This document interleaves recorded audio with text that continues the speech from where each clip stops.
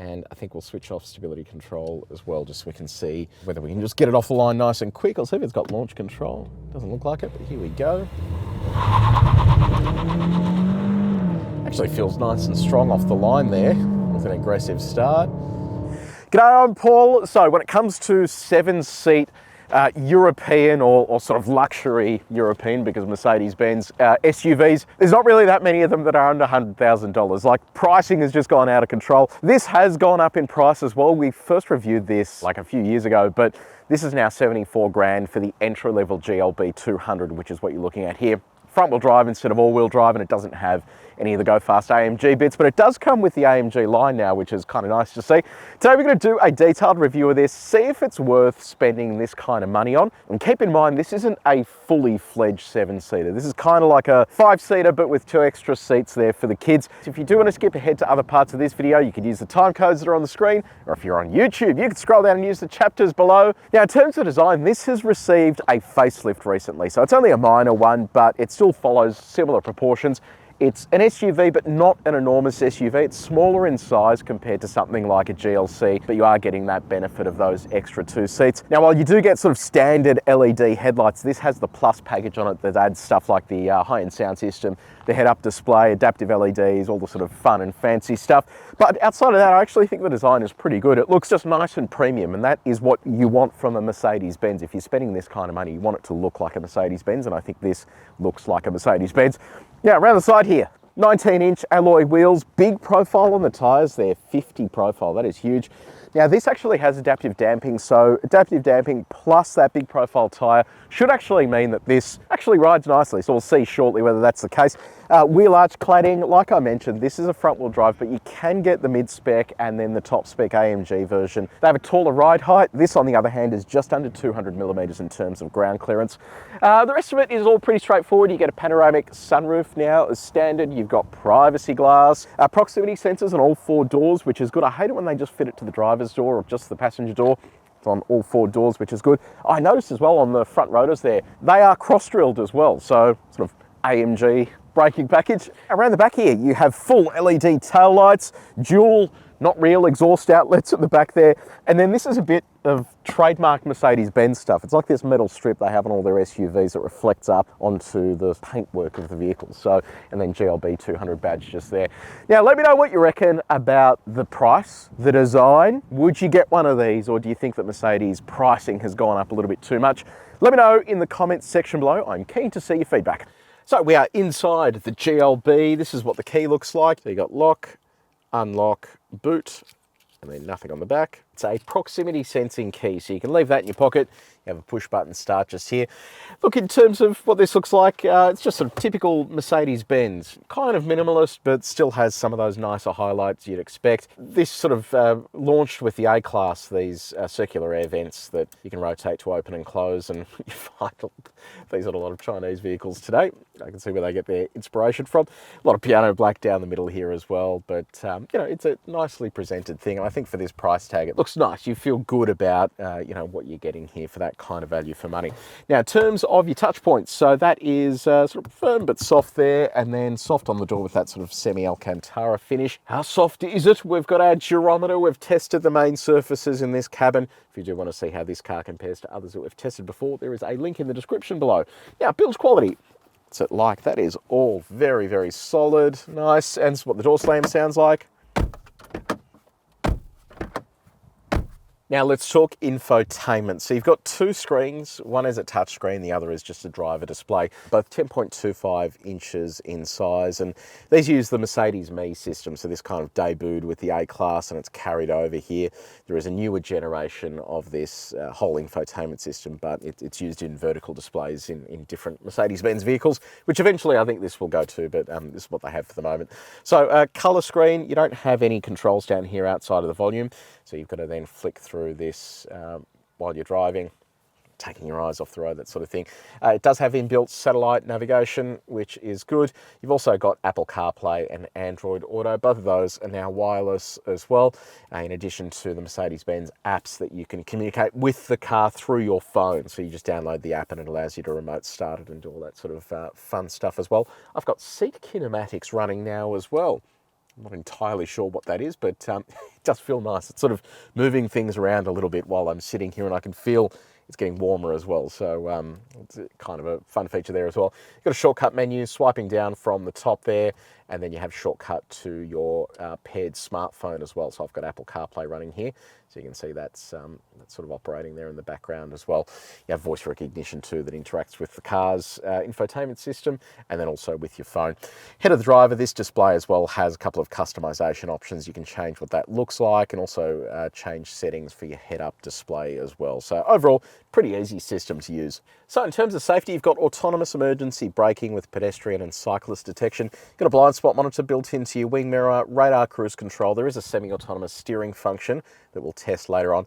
Front and rear parking sensors. You also have rear cross traffic alert and a 360 camera. So I'll show you what that looks like. So here we go. That's your front view. So really quite high resolution there. And then that's your back view as well. And then you've got this sort of top-down view as well to look at your wheels, which I think is pretty good. So yeah, not a bad system.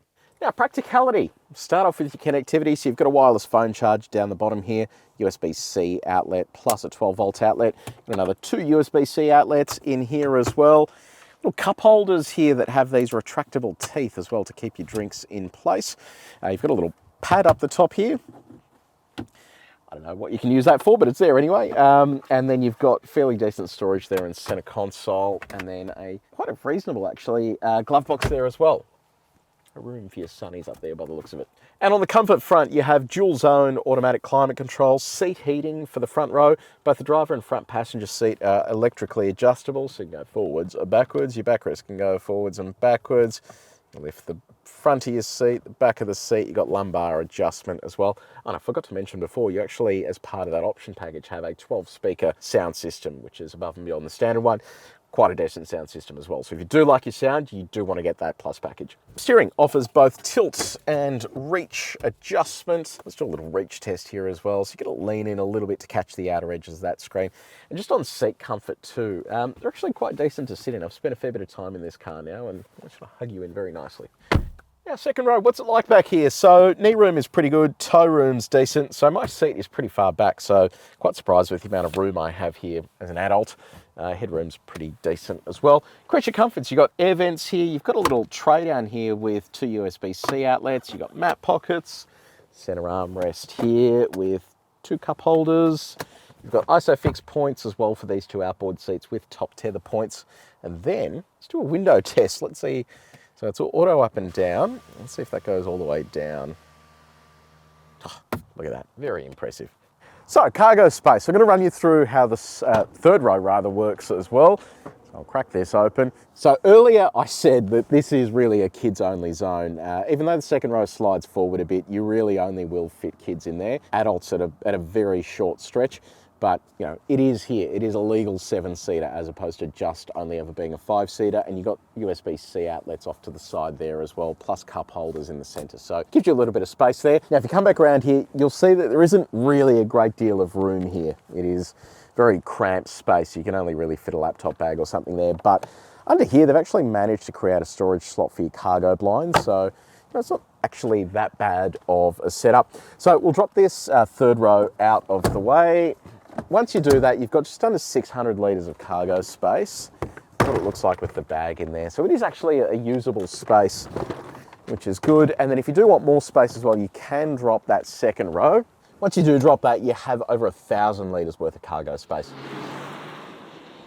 Okay, we've just hit the road in the GLB 200. Last time we drove this, it was the 250, so the all-wheel drive, bigger engine, more punch, all that sort of stuff. So I was quite keen to see what it would be like here with the entry level. And the entry level being just front wheel drive, it has a smaller engine. So it's a 1.3 litre 4-cylinder turbocharged petrol engine. Makes 120 kilowatts of power and 270 Newton meters of torque. So it's only a tiny little engine. But given this thing doesn't weigh a huge amount, means that it actually gets along okay. So how does it all sort of feel behind the wheel? If you give it a punch there, it's sort of, yeah, it's not sort of, you know, face pulling stuff, but it sort of gets it along and it moves okay. It's not quite the end of the world. I did notice though this morning when I was pulling out in traffic, it was slightly damp on the road. When I stepped on the throttle with some steering lock, it did spin up that inside wheel. So it is just something to keep in mind that, you know, the benefits of an all-wheel drive system on a vehicle like this, you will notice in situations like that. So if you can stretch the budget a little bit, I think it is worth stepping up to that bigger engine. And that's all mated to a 7-speed automatic transmission.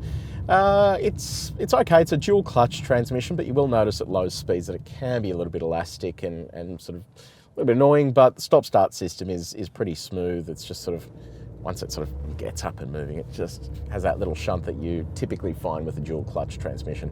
Now, Mercedes-Benz claims a combined fuel economy of around 7.5 litres per 100 Ks.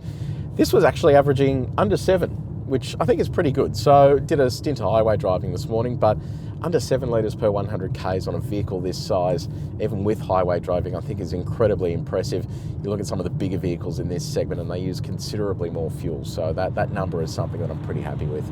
The other thing to keep in mind is that you are going to need to feed this with 95 RON premium unleaded fuel, so slightly more expensive at the Bowser than the sort of regular cheap stuff. Now, while most people aren't going to be towing with this, it does have a brake towing capacity of 1,500 kilos and a turning circle of under 12 metres, so it is pretty nimble and easy to sort of get in and out of the city and do U-turns and all that sort of fun stuff.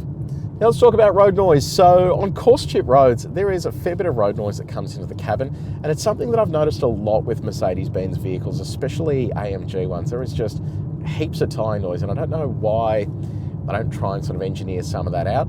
This is how it went when we put it up against our calibrated sound meter. If you do want to see how this car compares to others that we've tested, there is a link in the description below.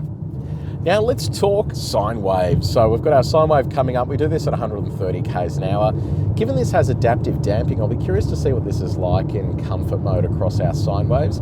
Sine waves just give us a really good indication of what a vehicle's body control is like, especially if you're driving out in the country and you start hitting those choppy sections of road at highway speeds. Yeah, it's not too bad.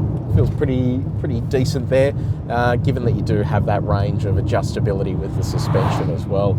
If you do find that it does get a little stroppy with a bit more load on board, you can always change to sport mode and it sort of solves that problem. Now, we do this bumpy stretch of road at 90 k's an hour. Let's see what this is like.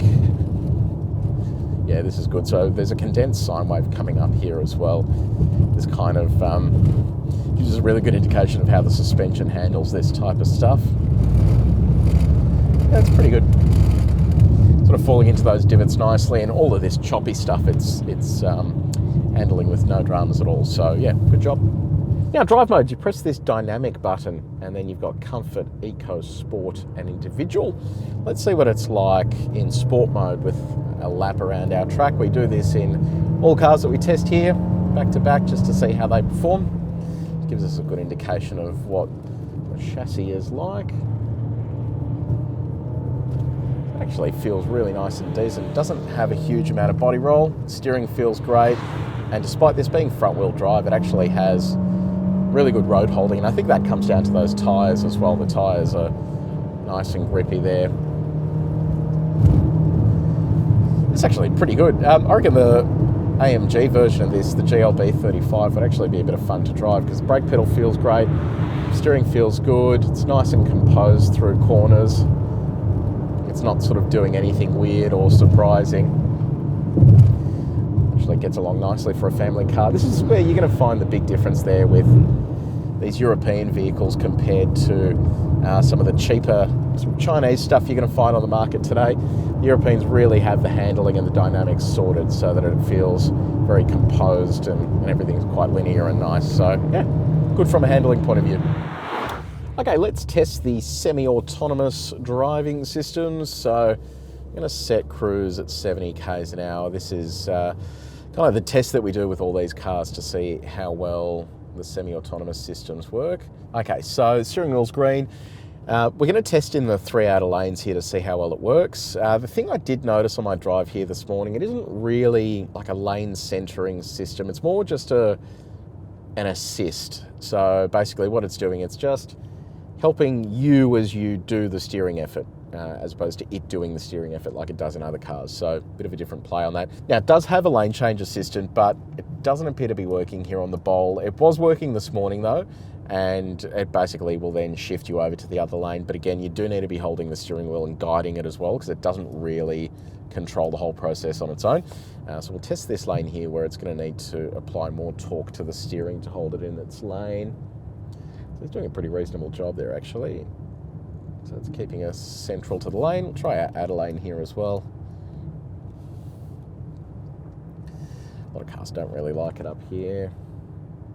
Yeah, so it's not going to put enough steering torque in. But yeah, look, it's just a different example of how this works compared to other brands. Other brands, they're trying their hardest to do all the steering for you, whereas this is more just sort of working with you to do the steering. And I don't know which I like better, because with this, you're actually still in charge of it and you're doing it all. It's just sort of helping remove that fatigue. So yeah, just a different play on how it all works.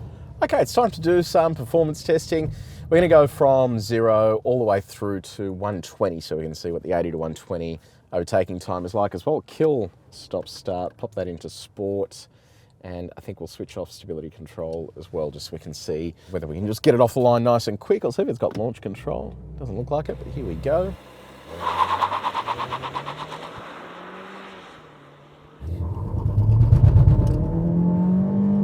Actually feels nice and strong off the line there with an aggressive start. Okay, so there's 100 and there's 120. Gets off the line okay, but it takes a little while to wind up that speed. So 0 to 100, 9.68 seconds. So not exactly the fastest thing in the world. And then 80 to 120 took 7.07 seconds. So that is the time that it will take you to overtake something. So yeah, look, the figures are okay there, but I think if you want the all-out faster version of this, you're gonna have to step up to the 250. Okay, let's do our stop from 100. This gives us a good chance to see what the tyre and brake package is like. Alrighty, here we go. Okay. Decent from behind the wheel here. So 100 to 0, nice. 2.63 seconds and 37.01 meters. That's really decent.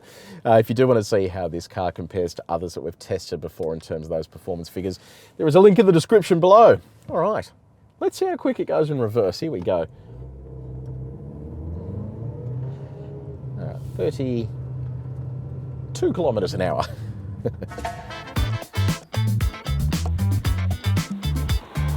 So the GLB 200 for the budget-conscious family that must have a Mercedes-Benz badge and must have 7 seats as well.